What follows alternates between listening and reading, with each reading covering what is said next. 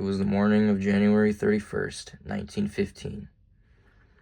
We had dug reserve trenches along the Eastern Front to defend against the oncoming Germans in what we now call the Battle of Bolimov. That day, the extremely cold pole in the air was thick with musk from artillery smoke and the decay of fallen troops. The sound of dying men suffering from trench foot and the shell-shocked screams that surrounded me became all too familiar, and the battle continued like it would any other day. Except this wouldn't be like any other day. The Germans were taking a step up in their strategies, a very cruel and barbaric step, and we were not ready. But at around 5:30 that evening, and with no warning, I stood in fear as I watched over 18,000 gas shells fall upon the Russian lines. Luckily, however, the cold was too dense for the gas to properly vaporize, and according to Jen Hoffman, made the attack relatively unsuccessful for the Germans, and rendered me mostly unharmed. But still, over 800 fellow Russian troops had perished that day.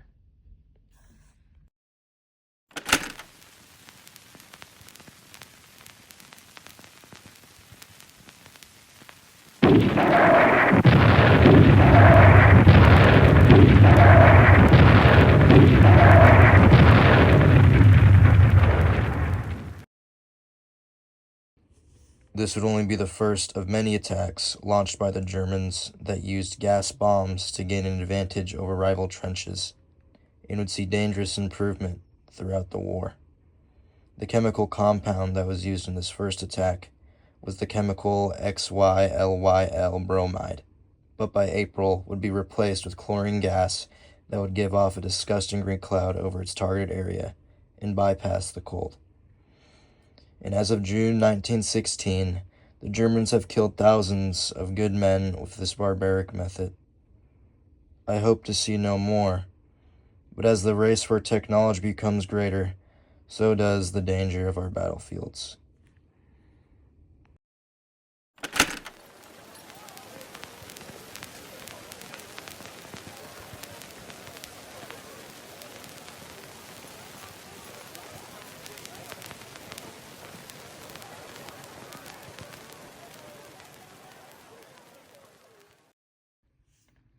Living in the trench only becomes harder as this war wages.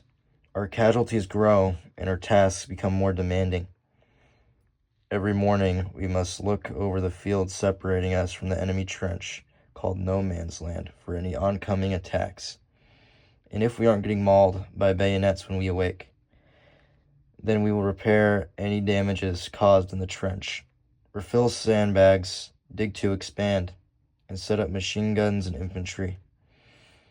But more often than not, the enemy trench works just as quickly, making us and them nearly unflankable, and progression almost impossible. By night, the chores only become more dangerous, for some may set out into no man's land to repair barbed wire, set traps, and patrol around to search for any enemy movement. Though it was rare for any enemy attacks to happen at night, the land itself was more the danger than the enemy. With mines scattered about, and mud so deep it could drown a man. And for the most part, we may be safe from gunfire and shrapnel while in the trench, but the dirt, filth from food scraps, and rats the size of fully grown cats give us no comfort. And God forbid it rains or gets wet from melting snow, because men will begin getting trench foot left and right, leaving many of our soldiers either dead or footless. So to try and prevent it from getting worse, we are made to perform various foot movements and rub whale oil on our feet to keep them dry and the blood flowing. And while dealing with all of this, the only thing we have to live on is tea and dog biscuits, with meat given to us once a week if we are lucky. But imagine trying to eat standing in a trench full of water with the smell of dead bodies nearby.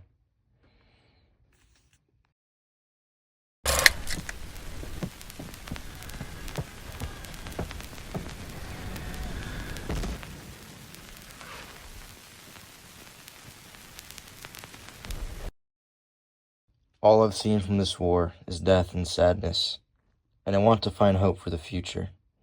But as I see planes turn into death machines, bombs get bigger, and towns burn to the ground, it is undeniable that the world will never be the same. And even if this war comes to an end, and we all shake hands and forgive each other, the greed for bigger and scarier technology will never end. Because I believe in their minds, if we stop, even for a second, then their power is forfeit.